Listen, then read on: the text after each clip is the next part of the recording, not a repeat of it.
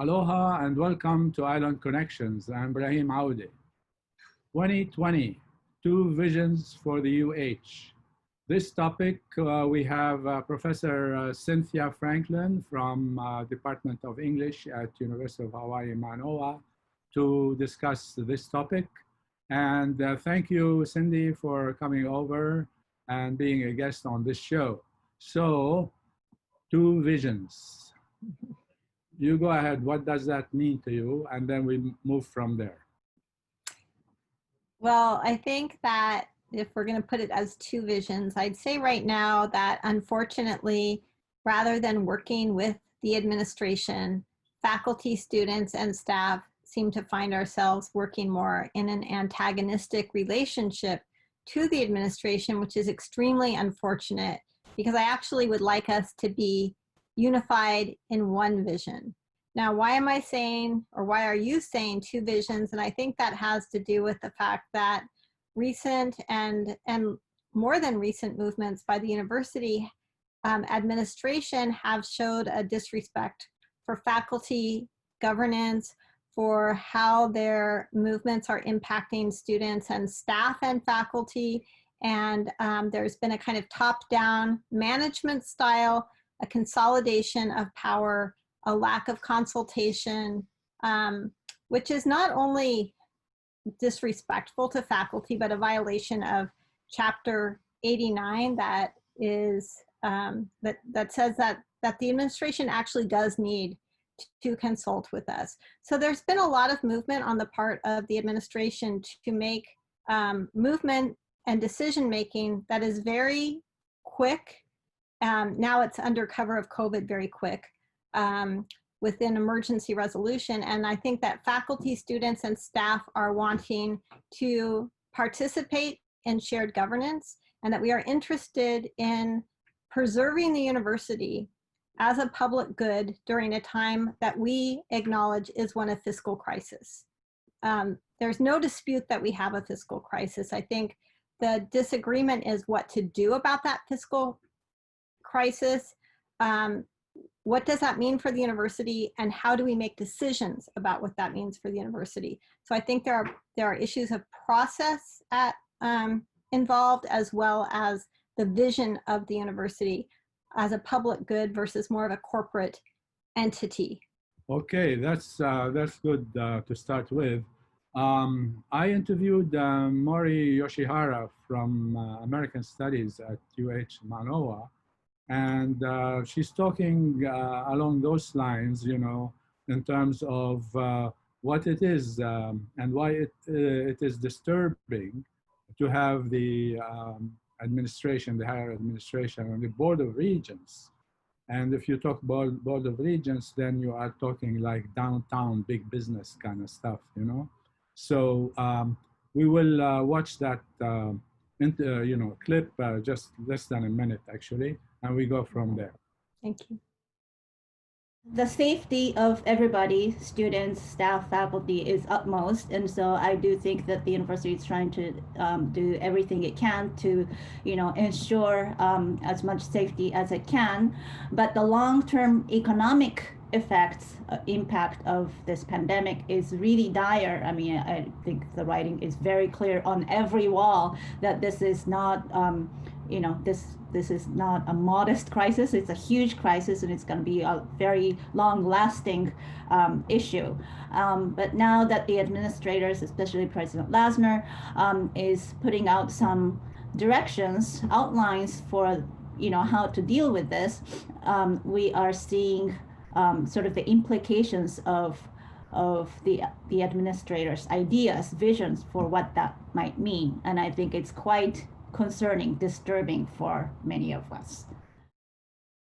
Yeah, so actually before we go and discuss this, I want to also show the interview or a clip of the interview with Monisha Dasgupta, professor of ethnic studies and women's studies at UHM. She's talking about cutting, slashing, and all of that. And so we have like more of a context to really discuss things further. So we will see Monisha Dasgupta's clip, and then we can talk. I think that these are very troubling times, but also opportunities for us to talk about how, this logic of cutting and slashing that has, sort of dominated the academy for many decades now is particularly harmful at this time. So it is not just the president, but also the ways in which the BOR and the chairperson, Regent Kudo, who, without very much consultation, drafted a very draconian resolution in July for the July BOR meeting. So it was, we were already watching the budget situation because, as you know, we have gotten a lot of doom and gloom, trickling down to us with regard to these inevitable cuts.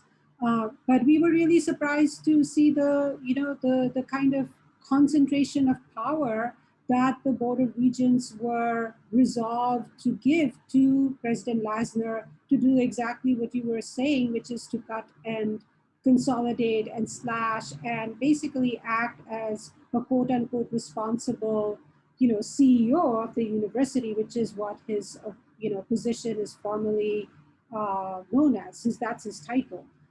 So these have been very troubling developments that we, were anticipating, and we were ready to fight it. And there are a few things I want to say about the ways in which the university, headed by President Lassner and the BOR, kind of framed the issue, which is to say that this is unprecedented and therefore it requires unprecedented measures.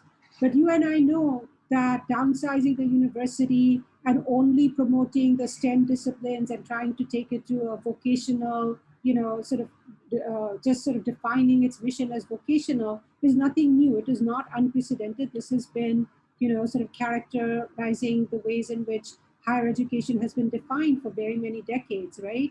So it wasn't as if they were putting forward new ideas for, this new crisis that we are in, right? Which requires, everything that we bring from the social sciences and humanities very urgently. Instead, it was just sort of going with the old ideas. So Cindy, your reaction to that? I mean, talking about these are old ideas in a COVID-19 environment, I very much agree with what Nisha was saying. In terms of the old ideas, one of the things that strikes me is that what President Lassner has put out is called a post-pandemic vision. And what that post-pandemic vision looks like is an acceleration of what the administration has been trying to do before the COVID crisis. The COVID crisis is getting them there faster, unfortunately. They're using language like a smaller, nimbler university.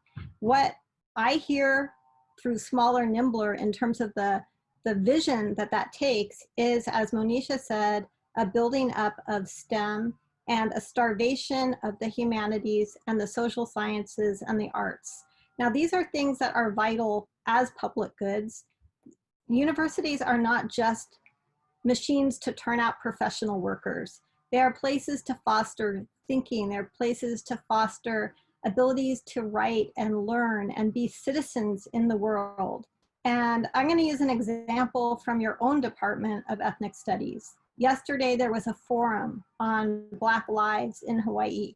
It was pulled together in about 2 days' time, and over 100 people attended on Zoom. It was a very important discussion.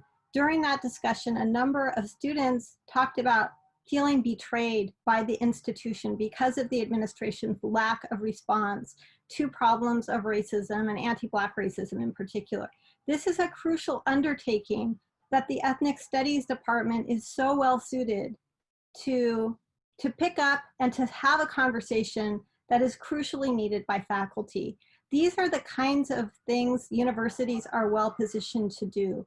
Dance, literature, poetry, all of these things are not luxuries, they are crucial to the operation of a democracy that can thrive. People need to be able to analyze what corporations are doing and think about public goods, think about outside of boxes. And so I think the university's post-pandemic vision, which is all about consolidating administrative power. And I would have to say that the smaller and nimbler does not seem to apply to the administration, which just gets bigger and more bloated all the time. But it does seem to be an acceleration of a movement we've already seen afoot, which is to shrink the arts and humanities. I come from a college that was formerly the College of Language, Linguistics, and Literature. It is now part of a big college called CALL. That consolidation of colleges of arts and humanities, of language, linguistics and literature, and of the School of Asia and Pacific happened over years. And it took years because faculty were steadfastly opposed. The university kept going through a sham process of consultation, et cetera. And the reason we were opposed had nothing to do with, I think, any principled objection to a merger. What it had to do with was our fear that this was about downsizing us. There was nothing on the table. We were saying, great, let's think about a Center for Humanities. Let's think about a Center for Languages. Let's put things together. Let's collaborate. But it really was about instead taking away the vibrancy of our various departments and shrinking them. And there was a kind of, well, this will save money by removing some administrative positions. Well, yes and no. It saves money if you're only thinking about in the box of that college. But what in fact happened was a kind of moving of deans into other administrative positions that were in fact more highly paid. But that doesn't get put in the same budget. And so I think that this kind of post-pandemic vision is in fact something that the university has long been wanting to do, and it accelerates a process that I think is not good for, for the citizens of Hawaii and for the well-being of students. The other thing I would just say is Monisha is talking about the kind of extent of this emergency, as is Mari. We are seeing on the national level what it means to just respond with austerity measures. People are hurting right now, and cutting people's, the kind of threats of retrenchments, of furloughs, this is not what is needed right now. What is needed right now is to take care of, to have a different model of care for the citizens and figure out ways to do that. The way that I would begin would be to say, executive administrators should be the first ones to say, we are going to take a salary cut. We make the most money.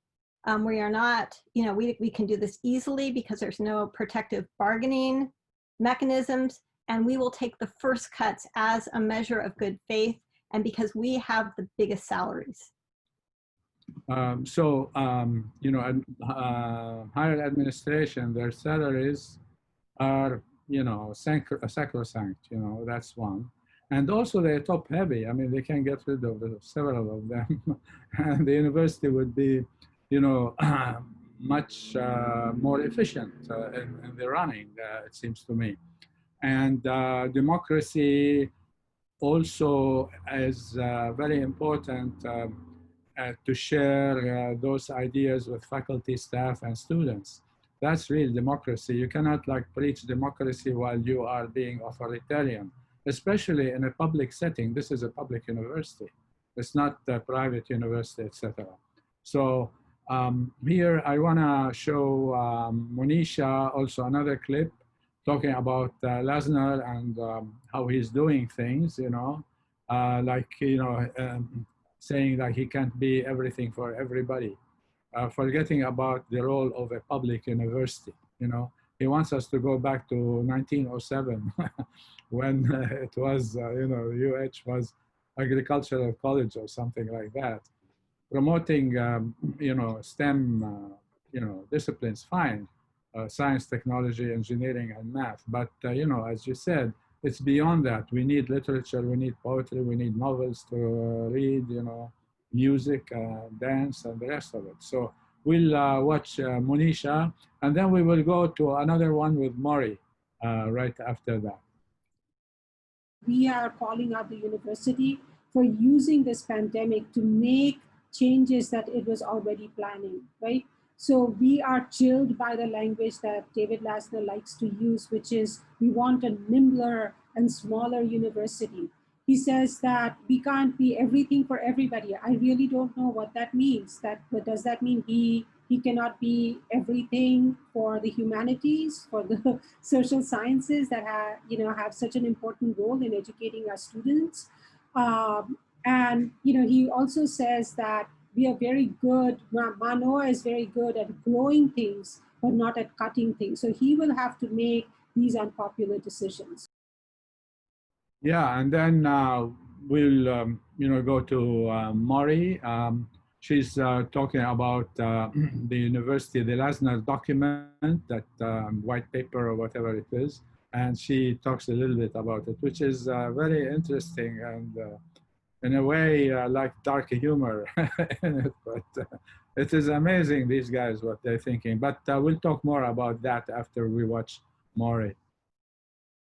I carefully read, as everyone else did, President Lassner's document, based with what we call the white paper on post-pandemic Hawaii and the future of UH. And it's very concerning because it seems to accelerate, and so his vision of the future of UH seems to accelerate and solidify the direction UH has been going already for the last 10-20 years, which is that it's turning UH into less of a university and more of a professional vocational school, and more like a private research center rather than a public university, right? What that means is that there's a lot of emphasis in terms of education, a lot of emphasis or focus placed on areas that directly feed into certain vocations and profession rather than more holistic liberal arts education. And in terms of research, priority is clearly placed on fields and areas that generate revenue or bring in extramural funding. And that's all good. I'm not saying that universities shouldn't pursue those things, but that is a fairly limited and narrow vision of a university. I mean, that's more like professional school and a private research center. A university ought to be something a lot broader, especially in terms of education. I think the core of university education ought to be a liberal arts education for undergraduate students, and also professional scholarly academic training for graduate students. And we don't see any of that in this document. This is interesting, right? I mean, how they do it. Public university, they don't care about, as we said, liberal arts, humanities, and so forth. So any more comments on that? Well, I'm kind of struck by how much we are all on the same page in terms of seeing the acceleration of a plan that's been long in place, that COVID-19 is speeding up.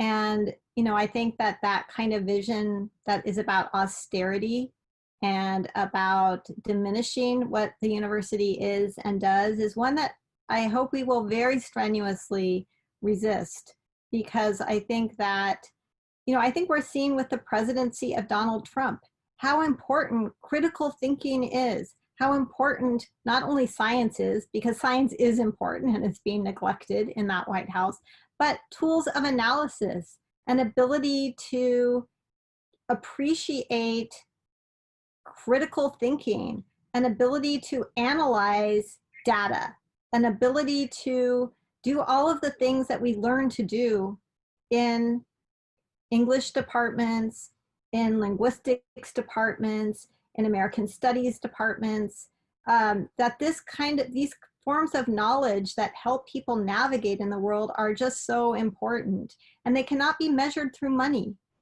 And I think this university has a responsibility to the people that live on these islands to be of service. And that does not mean that cannot always be measured by what makes the most money. The other thing I just want to point out is that the university does not let us see the budget in a full kind of way. What is happening right now during this time of financial crisis is that instead of a process of consultation, beginning with a process of consultation, we all recognize there's an emergency. So instead of saying, let's get the university community together to use our creativity, to use our imaginations, to use our knowledge, to understand how we're going to get through this together. Instead of that, what is happening is there's a secret little committee, and then they go and they give deans little bits of information, and then those deans are told to respond just to their piece of the pie. We need to see all of this, the whole budget. How do we make decisions without seeing the whole budget? How does that not pit us against each other as we fight for our piece of pie? I don't want to be fighting people in American studies. I don't want to be fighting people in sciences. I want us to work together to have this university survive and thrive. And I think that as long as the university is not transparent with that budget, that cannot happen very easily at all. It's a fragmentation, and that knowledge is power. And so I want to kind of call for transparency of budget, as well as a reassessment of what constitutes a public good. One of the things that, and also to kind of question what it is that even makes fiscal sense. There's so much talk about, you know, the sciences bringing in grants and money. My limited understanding, and this comes largely from Chris Newfield, who is, was at Santa Cruz and is now moved to, or Santa Barbara rather. But anyway, he's someone who is an English department person who actually crunches numbers. And one of the things that he has discovered is that grants cost a lot of money. And overhead, universities have to put up a lot of money to get that money. How do they pay for that? They actually pay for that through the so-called service departments and those tuition dollars. But if we don't have those numbers, how do we make a case for ourselves? How do we decide together what we're going to do? And I want to say something that was very instructive for me at the August BOR meeting. I think it was August.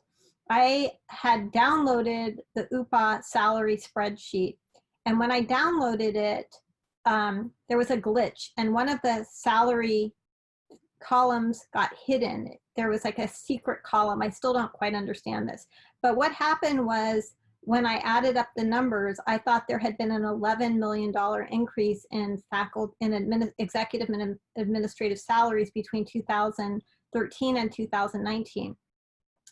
So Dan Meisenthal, the PR guy for the administration, contacted me and gave me a beautiful chart explaining that this was 4 million. It was a beautiful summary chart. It was so easy to read. And he got that together, and he also figured out what had happened with this hidden column. It took him a while in talking, I think, with their fiscal people. I said, and then he said, if I can be of help with anything else, please let me know. So I said, actually, I would love for you to be of help with something else. Can you please provide me with this beautiful summary chart for the other years that are the ones that I don't know about? And I have not heard a word from him. They do not want us to have that information. They do not want us to have that information. They were very quick to provide it when it was, you know, kind of in their interest to do so, and they have the information. They need to share that information. Yeah, this to me is hypocrisy about democracy and the rest of it, and how they, the administration, to keep power in its hands, well, through the purse, and that is talking about the budget.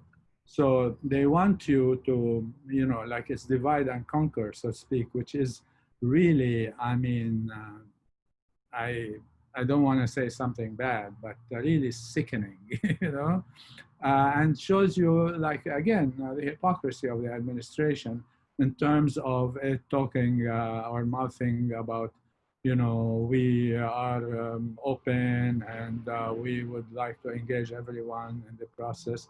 All this is baloney. So that is, you know, an important consideration for me. But you mentioned before about, you know, the university and the community, you know. So I spoke, you know, I interviewed also Dr. Tina Tua Asosi. She's from the Office of Multicultural Student Affairs. And it's interesting what she said. We'll play first one of her segments, and it's kind of short, so we can then talk more about it.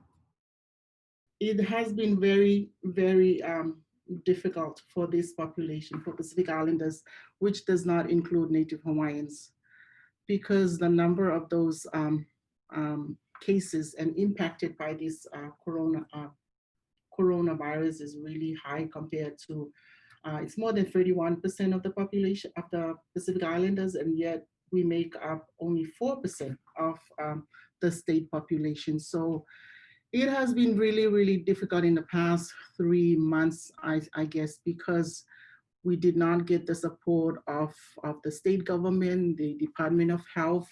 So it was like up to Pacific Islanders who really cared about this community to come together, but only a few of us that were able to come together and be part of this Native Hawaiian and Pacific Islander COVID-19 team, which is also part of the larger team that is comprised of teams from Pacific Islanders in the continental US that have come together to help provide strategies and even look for resources for this population. So, but I think the state has, and DOH in the past week has finally invited us at the table, and now more resources have been provided for Pacific Islanders. But still, there's a lot more to do, especially with hotel rooms for this population, especially those infected to go when they get tested positive. Okay, and then what I want to do, there's a shorter segment for Tina as well. We'll go with that because it talks about that kind of relationship between the community and the university as well. So we'll watch that and then we can comment. A lot of the students in this population are interested in the humanities and the arts. So even though a lot of them would like to go into the science field, but they don't, at the middle school and high school level, a lot of them are not ready for the science. You know, the math and science, it has been really, really hard to try and recruit them to get into that field, especially the PI students that are in DOE and public schools. So a lot of them would go into the humanities and the arts, and if that's gonna happen at this university, this public institution, is gonna exacerbate the problem for this population. And we can really say Pacific Islanders are the forgotten community. So I mean, here how the university is also responding to minorities. I mean, they say that we want to like support minorities, etc., etc. I don't want to talk now about indigenous Hawaiians, you know, indigenous population, but you know, those minorities are important to deal with. And if you cannot like open up for them, then they will be falling back increasingly. So especially in a situation where you want to like cut and slash and everything else. So any comments on that, Cindy? I think I'm just struck by what Tina said about the importance of art and the humanities. And I'm thinking of people like Kathy Kilgner, who has poetry on climate change in the Marshalls that has been really profound in raising awareness about climate change and inspiring to other Pacific Islanders. I'm thinking of Joy Enomoto's work in the art department on climate change. We need artists, we need poets, and I don't mean that in a kind of glib humanistic way. We need people with imagination to solve the problems that are before us. And we need those poets and those creators to include Pacific Islanders, to include people of color, to imagine a world where there's a place for them. And we need We need BIPOC people in faculty positions. We need them in as graduate students on their way to being faculty. And so this, again, this kind of these austerity measures actually further agendas of, and I won't say agendas, they further histories of ongoing histories of colonialism and racism. They are ways that we are not taking care of the people of these islands. And so I think that I really want to listen to what Tina was saying and say that the university has a serious responsibility to be thinking of the public good, not in terms of money and, you know, value in that sense, but what do people need? What do people need? Are they listening to Tina when she's saying what the people in the community she works with need? Are they listening to people in ethnic studies saying, you know what, you know, I know it's a small major, but I actually feel like ethnic studies has such an enormous impact on the communities of Hawaii and on the high school students, and so many students take ethnic studies classes. Those are historically so important in terms of addressing issues of racism and class problems, class divides on these islands. We need these departments. And again, these austerity measures seem about starving these programs, lumping them all together. There's now a kind of move to put ethnic and women's studies into interdisciplinary studies to be administered. I don't know quite what that means. I'm not sure if you do, Ibrahim. But what I do know is that desire is not coming from your faculty. It's not coming from your students, and that you guys weren't consulted before the administration just decided that it would be a great idea to move y'all around. So I think that these, you know, these kinds of reorgs under, and I don't, and this isn't even an immediate cost saving kind of a move, right? This is a move that's for the post-COVID, the post-pandemic university. It's not going to save any money to get us through this crisis, which I will point out is not like 2018. This is a, I mean 2008, I'm sorry. This is a kind of crisis that is caused by a pandemic, and with the proper responses, it is one we can rebound from once there is a vaccine, once there is herd immunity, once, you know, the pandemic is under some kind of control. But what cannot be rebuilt is taking away, you know, you cannot make the kinds of cuts of programs and public goods that cannot then be rebuilt easily. Yeah, so actually we inquired about what administered, you know, quote unquote mean. We got a very unclear, you know, unclear answer to that. But what it means, like, you know, wipe out women's studies, ethnic studies, that's how I would interpret it, and then put it into interdisciplinary studies. But we'll talk more about that in a bit. But the thing is that, you know, to go back to a 1907 environment, you know, where's agricultural college, I mean, this is really a retrograde in terms of thinking, etc. The other thing that is, I want to go and show part of an interview with Mari, where she links what you were talking about, for instance, the STEM, science, technology, engineering, and math, with the humanities, social sciences, etc. It's an interesting one, talking about, for instance, with the question of communications, you know, how this is like a language, and if it is a language, how does it relate to the other languages? Okay, we'll watch that.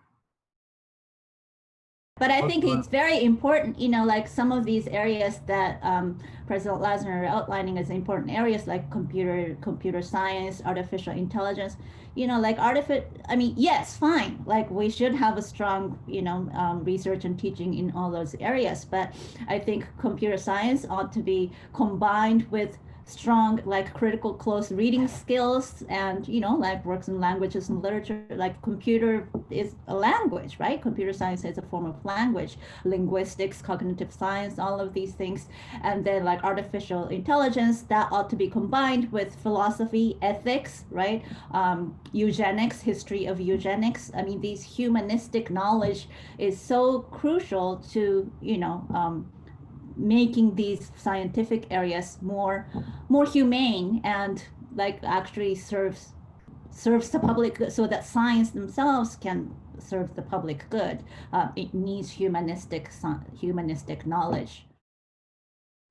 Yeah, so any quick thing about that? Yes, I think that, I agree with everything that Maria is saying. And I want to point out that what she's talking about is a kind of interdisciplinary knowledge. And I want to just go back to what I said before about interdisciplinary studies and say I do not disrespect interdisciplinary studies, much the contrary. What I think is worrisome is that the universities shunting of some programs into interdisciplinary studies seems a way of ghettoizing those programs and shrinking them over the long term.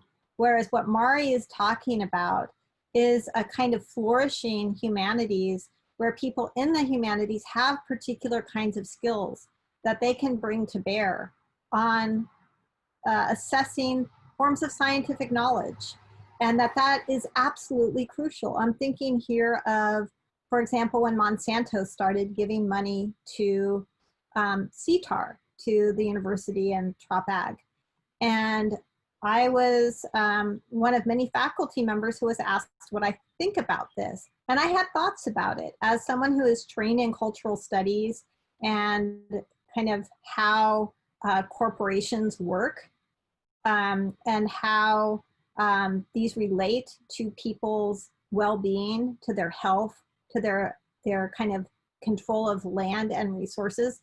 I had things to say, and yet within TropAg, it was just like, why is an English professor saying anything about this? And, because they're looking at this, the pure science of this. What's in this bucket of dirt? What you need are people in the humanities who are saying, why is that bucket of dirt full of chemicals? Who is profiting from that bucket of dirt being full of chemicals? What schools aren't being built because there's that bucket of dirt? What are all the kind of questions scientists are not necessarily going to ask? There have to be conversations across disciplines that allow for critical thinking and awareness of what science is doing to people, what it's doing, what's happening to people in the name of science. Science is not objective. And we in the humanities know science is not objective. And so I really want to support, the kinds of things Mari is talking about bringing different disciplinary perspectives to bear on, on these different fields, including this, including the sciences. Yeah, I have like a few things to say about this, because like in terms of interdisciplinary studies, it used to be called liberal studies. Mm-hmm. And I worked at liberal studies for like 4 or 5 years, actually. So I know the situation in what you call now interdisciplinary studies. And I good friends, I've been good friends with all of them, who work in liberal, well, actually now interdisciplinary studies. So, but I now with ethnic studies, I can see if you go back to IS and interdisciplinary studies for ethnic studies or women's studies, that would be really going backward in time and not moving forward in terms of support for women's studies and ethnic studies, because of their extreme importance, not only to the social sciences and humanities and so forth in a theoretical way, but also in terms of solving problems along the way, the thing you were saying, solving problems for the community, and in discussion and collaboration with the community, and not, I mean, this is real democracy. And here, the university will then have to serve not only Monsanto and other kind of scientific things, but has to serve the community as a whole. Like, for instance, when Monsanto does GMO, like, for instance, wheat or whatever it is, that, you know, you can use once, and then if you want to, as a farmer, use it again, you have to buy it from Monsanto. Whereas before, non-GMO, the wheat, you can keep every season, get the, you know, the wheat from the wheat. You know what I'm saying? So The this Terminator Seeds, yeah. Yeah. Less profit for Monsanto, but more meaningful work with nature and, you know, the fields, you know, of wheat, etc. This is an example for the farmer, and also it would be cheaper for the consumer. You know, so this is where, you know, you have to have social sciences, humanities, etc., to show you the way where you go to a conclusion or to an end or to a strategic goal that is in the interest of the majority of the population and not only for Monsanto. And you can say how Monsanto, for instance, now is poisoning a lot of stuff on Kauai. One last thing, I sometimes teach a course called Economic Change and Hawaii's People at the Department of Ethnic Studies.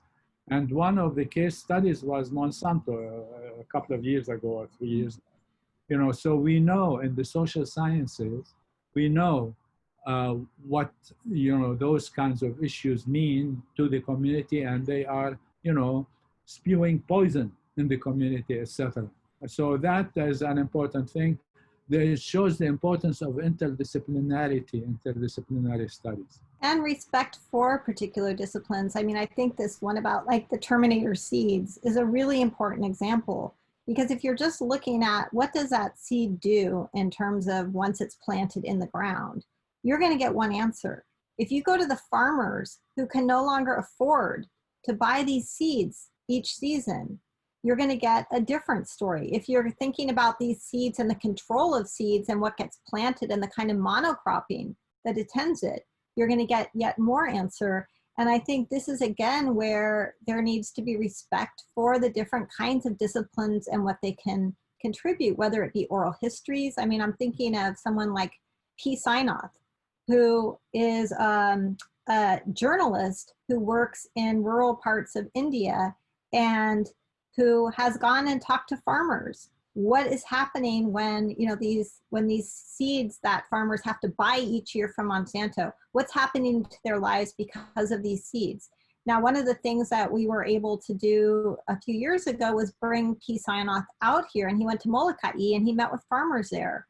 He's not a scientist, but he's talked to a lot of farmers. And there's a kind of knowledge that he can contribute and has through a project that's called the People's Archive of India, where people tell their stories, they take photographs. There's a whole kind of dimension of knowledge that needs to be part of the story of Monsanto, that goes so far beyond what the FDA says, who's just a bunch of former Monsanto employees anyway. And so I just want to second what you're saying, and then also just pick up on something you said about going backwards in time, and, you know, this move to go to liberal studies or now called interdisciplinary studies being a move back in time. Whether it's a move back in time or not, for me, the issue is, why is your faculty not being consulted from the get-go as this reorg is being contemplated? Why is it being handed down and then you are said, oh, well, this is a recommendation.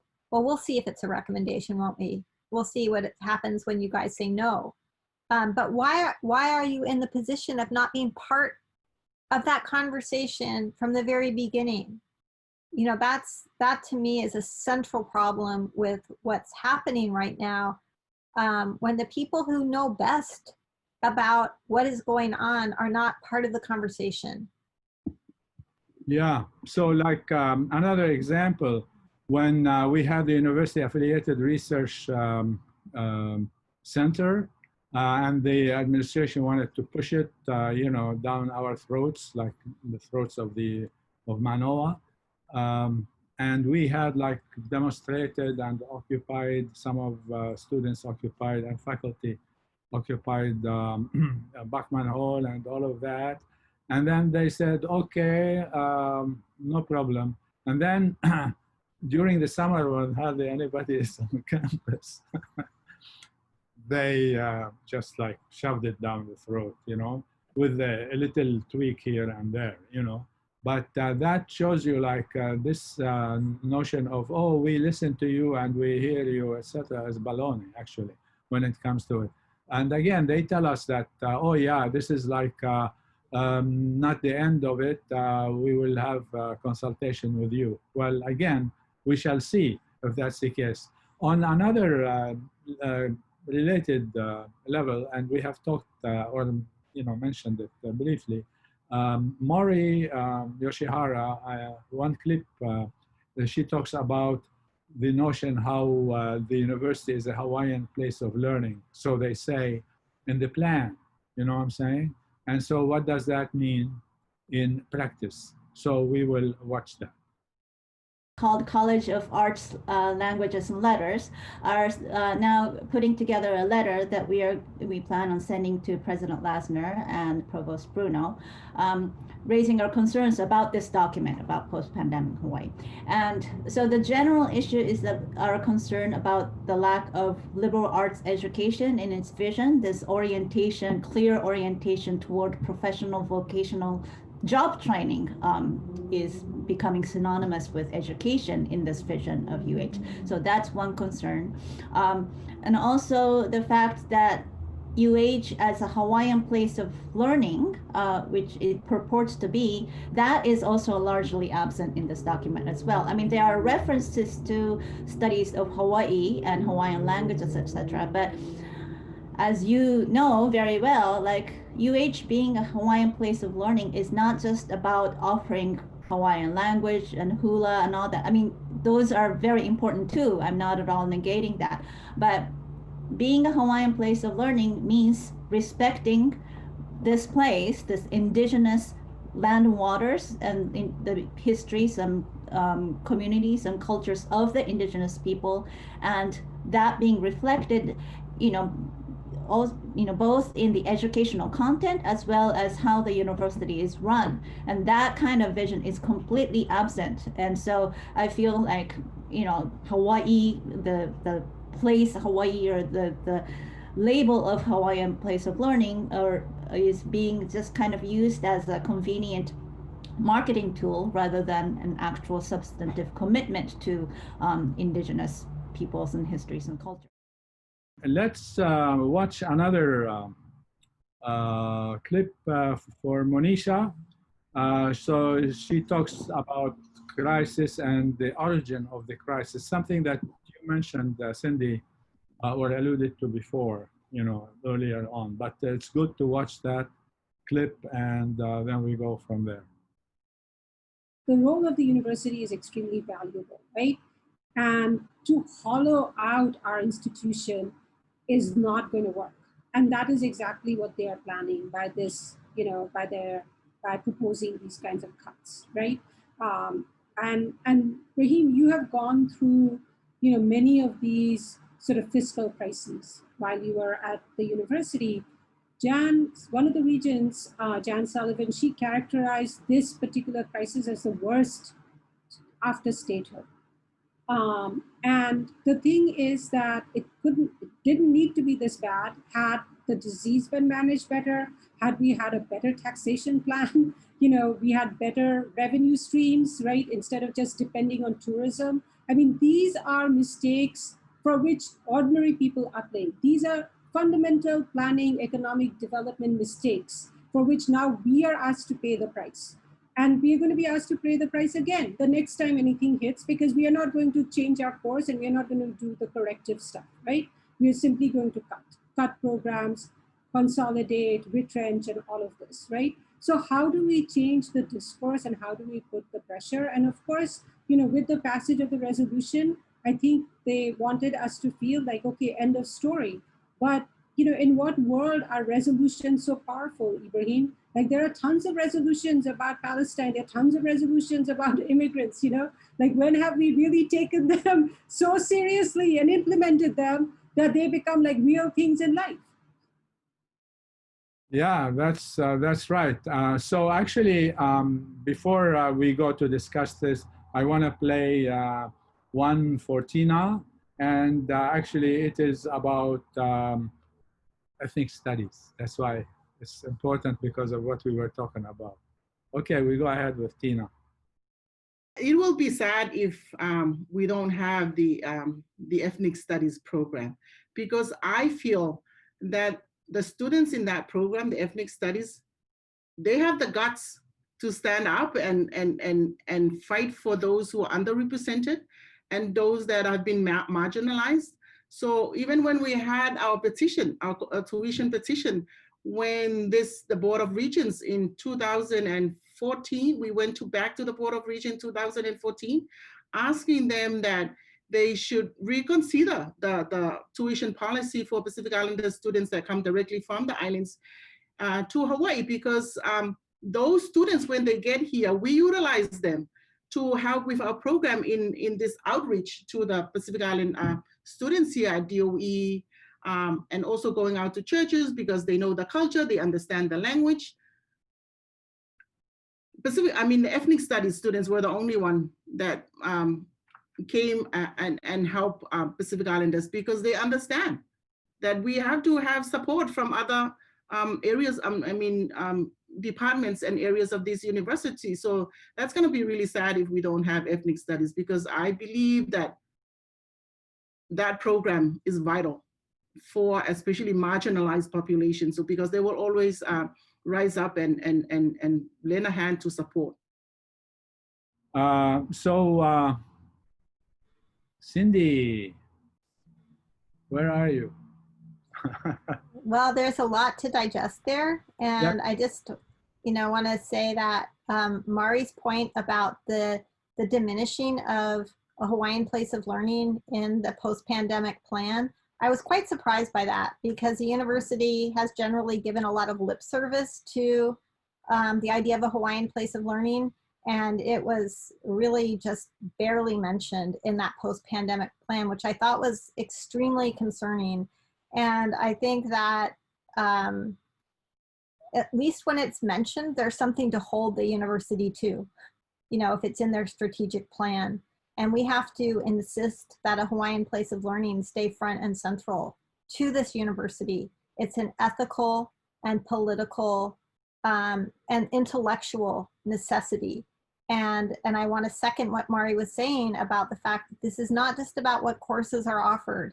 It is also about how the university is structured, who is making decisions about the land and the water and the skies, since Mauna Kea is a very good example of the university administration's not listening to the students and faculty who are willing to put their bodies literally in front of the machines that were, ready to go up that mountain. A Hawaiian place of learning has to kind of consider the well-being in terms other than, is this going to advance some abstract notion of science? And, what is a Hawaiian place of learning? I would say bring Hawaiians to the table right from the get-go. Ask them, what does it mean? What does it mean in, in a multifaceted kind of way?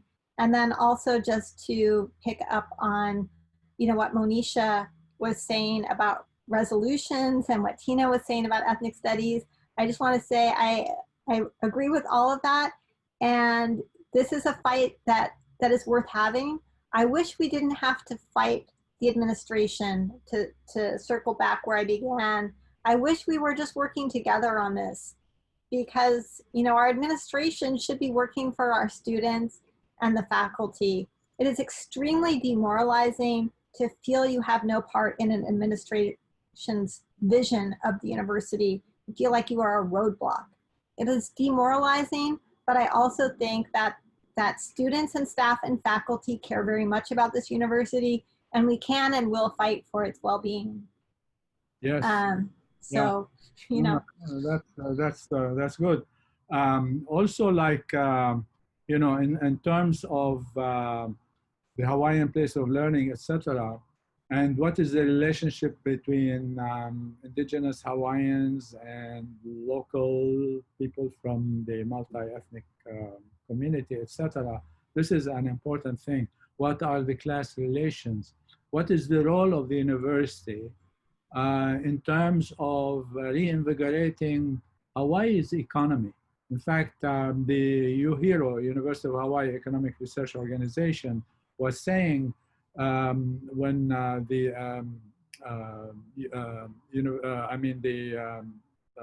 IGE was like contemplating like cuts and all of that kind of stuff in the economy, you know, salaries of you know, workers, etc.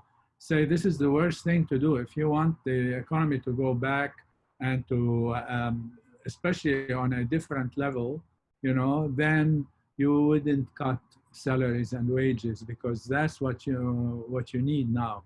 And if the university cannot see its role in the economic development of Hawaii, which requires all kinds of science, technology, engineering, and math, plus humanities and social sciences, because again, you know, an accountant, for instance, what he or she gonna do, you know, if they don't know who they're dealing with? If a nurse or a doctor, you know, dealing with people, if they don't know about ethnic race relations and class differences, etc., you know, that's where the humanities come in. That's where the social sciences come in to be integrated into an interdisciplinary, you know, effort to really move Hawaii forward in a post-pandemic environment.